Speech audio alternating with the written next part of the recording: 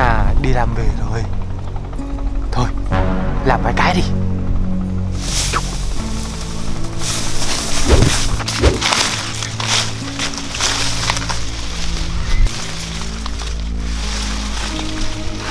Wow.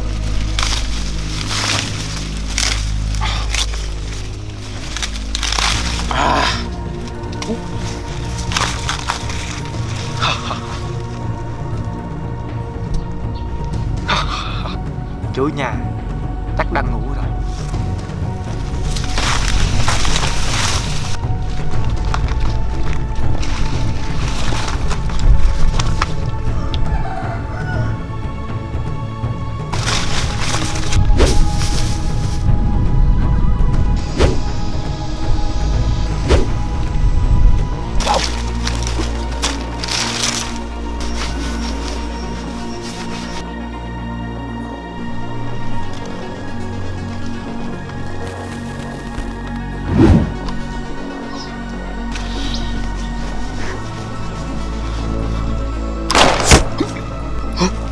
Wow, súng gì mạnh dữ.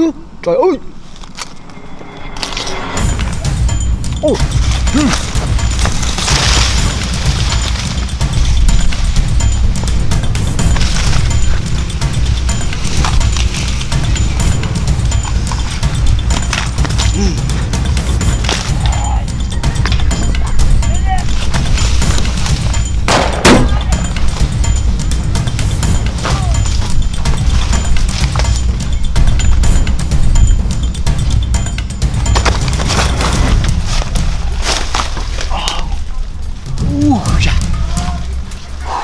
Ông này, ông này chạy thật cũng được rồi.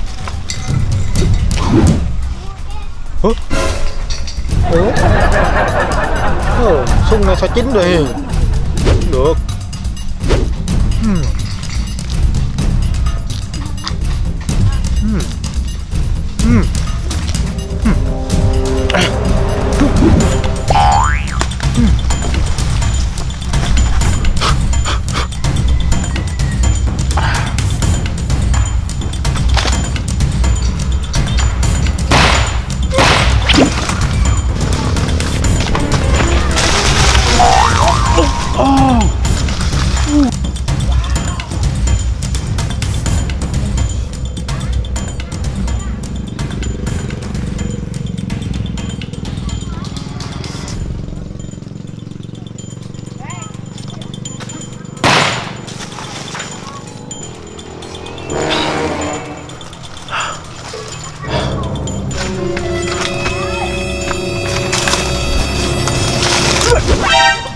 Xuống đây.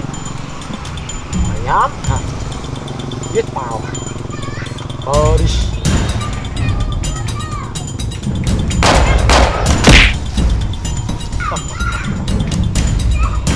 Bắn một phát thì chết á. Hết súng rồi hả? Cái súng này bắn mày chết nhỉ? Hay nhỉ?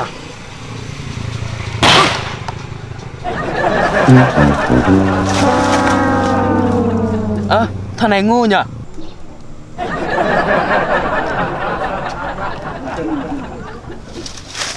Nó uống mì nè. Uống thêm một cái nữa.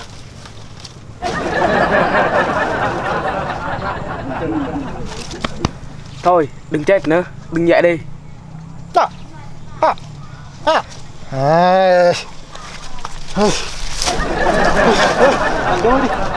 Đôi đi.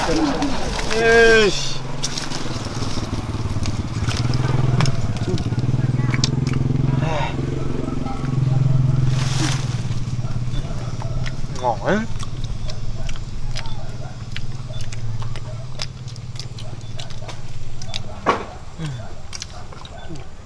Ngon quá.